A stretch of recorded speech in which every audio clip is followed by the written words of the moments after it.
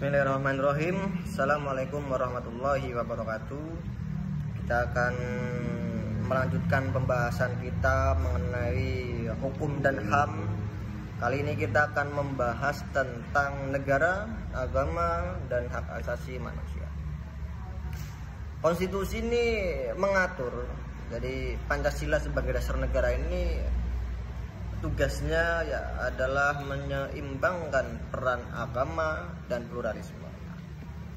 Pada Konstitusi 1945, UUD 1945 pasal 29 itu menjamin kebebasan beragama. Tetapi negara ini hanya membatasi 6 agama saja yang berlaku di Indonesia, antaranya Islam, Katolik, Kristen, Hindu, Buddha, dan Konghucu. Dengan menciptakan batasan bagi kepercayaan adat atau kepercayaan lokal dalam mereka beragama atau mempercayai keyakinan. Tugas negara ini menjadi fundamental. Tugas negara ini berperan sebagai pengatur hubungan antara agama untuk menjaga harmoni dan toleransi. Nah, tetapi kadang sering terjadi ketegangan yang berkaitan dengan hak asasi manusia. Contohnya kita akan menyebutkan pada dinamika negara dan agama. Contohnya apa saja, yaitu yang pertama adalah kebebasan beragama. Meskipun beragama ini dijamin konstitusi, tetapi pada kenyataannya di masyarakat itu banyak pelanggaran-pelanggaran yang terjadi. Sebut saja pelarangan kelompok Ahmadiyah dan Syiah di beberapa daerah ini juga menjadi tendensi bagi pemerintah untuk segera menyelesaikan konflik-konflik terkait perbedaan aliran atau perbedaan pemikiran. Itu baru Islam saja. Ada contoh lain lagi juga penutupan tempat ibadah kelompok minoritas, pembangunan gereja dicekal, pembangunan tempat ibadah agama minoritas ini dipersulit. Nah, ini kan menjadi menjadi warning buat pemerintah bagaimana segera menyelesaikan sengketa-sengketa yang ada di tatanan sosial masyarakat terkait dengan kebebasan beragama. Tuh. Lalu selanjutnya ada hukuman bagi penista agama. Penistaan agama ini diatur dalam pasal 156A KUHP. Nah, ini kadang sering digunakan untuk membungkam kebebasan berekspresi, seperti dalam kasus Pak Ahok tahun 2017. Nah, ini kan seperti menggunakan pasal penistaan agama, tetapi berkontradiksi dengan kebebasan berekspresi yang diatur oleh hak asasi manusia, sehingga ini bertentangan dengan hak asasi manusia karena membatasi perbedaan berpendapat. Contoh selanjutnya juga ada syariat Islam yang diterapkan di Aceh. Ini penerapan konun di Aceh ini seperti hukuman cambuk dan lain-lainnya, terutama untuk pelanggaran moral. Ini memicu debat hak asasi manusia karena dianggap melanggar hak atas privasi dan martabat manusia itu sendiri. Nah, padahal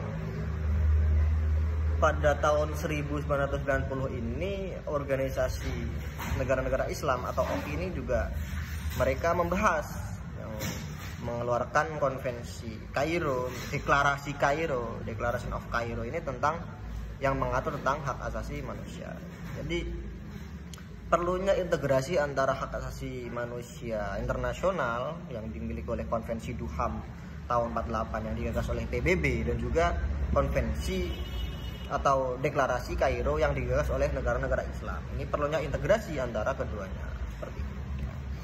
Nah, selanjutnya ada juga diskriminasi minoritas. Ini menjadi dinamika sosial yang terjadi di masyarakat, seperti kelompok penganut kepercayaan Sang Hyang Widi, atau yang di Jawa itu kita menyebutnya Kapitayan, di Sudada Sundawitan. Ini sering tidak diakui haknya untuk mencantumkan di kolom agama. Nah, mungkin saat ini sudah diperbolehkan penganut kepercayaan ini mencantumkannya di kolom agama.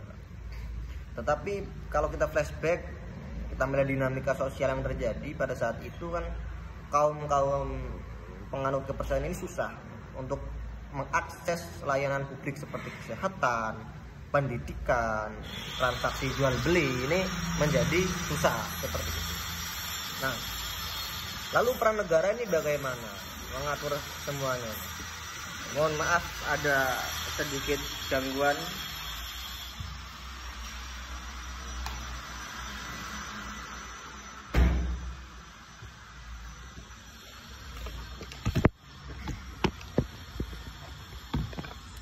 Nah, jadi negara ini ya memiliki peran ganda dalam mengatur hak asasi manusia, terutama ranahnya agama dan negara. Ini peran pemerintah yang pertama melindungi hak asasi manusia itu sendiri, yang kedua adalah menjaga stabilitas sosial.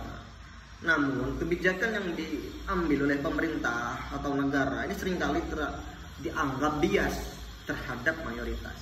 Misalnya kebijakan harmonisasi agama.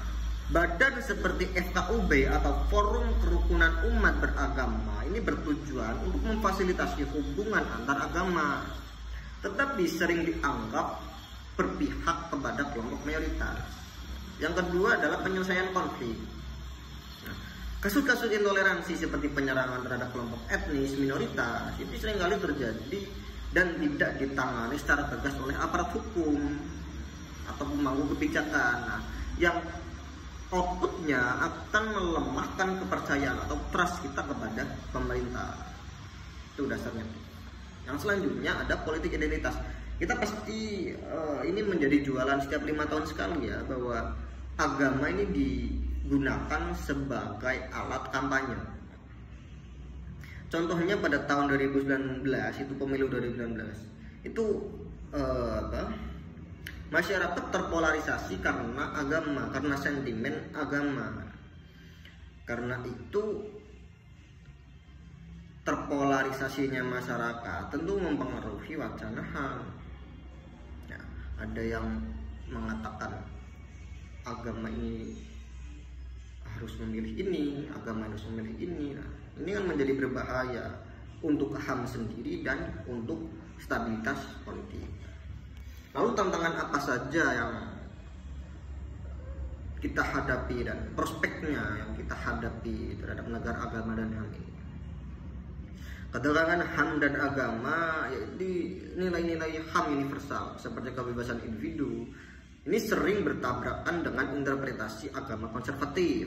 Misalnya dalam isu aborsi, perkawinan sejenis, dan kebebasan berekspresi. Ini menjadi problem, menjadi isu yang panas yang setiap hari kita bahas tentang perkawinan sejenis atau LGBTQ+ itu, isu aborsi, bayi yang tidak punya ayah, dan kebebasan berekspresi ini masih menjadi perdebatan di kalangan praktisi, akademisi, dan organisasi-organisasi masyarakat. Selanjutnya ada peran masyarakat sipil. Organisasi seperti Wahid Foundation dan Setara Institute itu aktif terus mempromosikan pluralisme dan hak asasi manusia.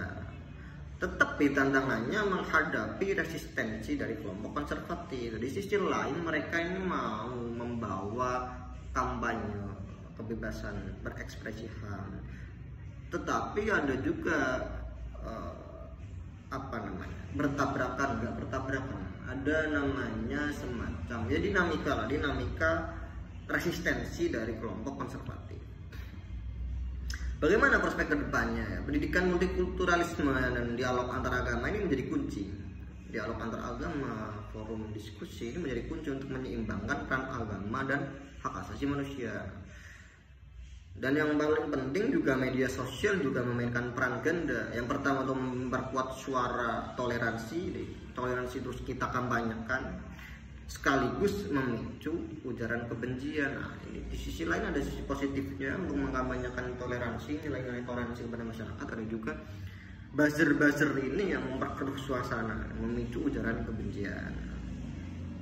Contoh kasusnya banyak ya terjadi di Indonesia tentang tadi penutupan tempat ibadah, meskipun ada upaya dan mediasi dari pemerintah, UU ITE yang belum sepenuhnya menyelesaikan masalah kriminalisasi kritik terhadap agama atau negara. Lalu ada hak kelompok adat, ini mereka pengakuan hak keagamaan komunitas adat ini mulai meningkat, tetapi implementasinya lambat. Lalu untuk yang sudah dibahas ketiga topik itu semuanya saling terkait erat dalam konteks keindonesiaan. Sejarah hak asasi manusia menunjukkan perjalanan panjang dari nilai adat hingga HAM modern, konstitusi modern ini menjadi perjalanan yang panjang, tetapi pelanggaran masih banyak terjadi di masyarakat. Apa saja faktornya? Ada faktor politik, faktor budaya, dan agama. Keadilan gender ini menghadapi hambatan budaya dan ekonomi, meskipun kemajuan hukum dan kesadaran publik memberikan harapan. Hubungan antara negara, agama, dan hak asasi manusia ini mencerminkan tantangan dalam menyeimbangkan pluralisme dengan nilai mayoritas. Dan pada intinya ini negara memainkan peran kunci, namun sering dianggap kontroversial. Semoga pembahasan ini bisa bermanfaat untuk para penonton pemirsa sekalian. Kurang lebihnya mohon maaf. Wassalamualaikum warahmatullahi wabarakatuh.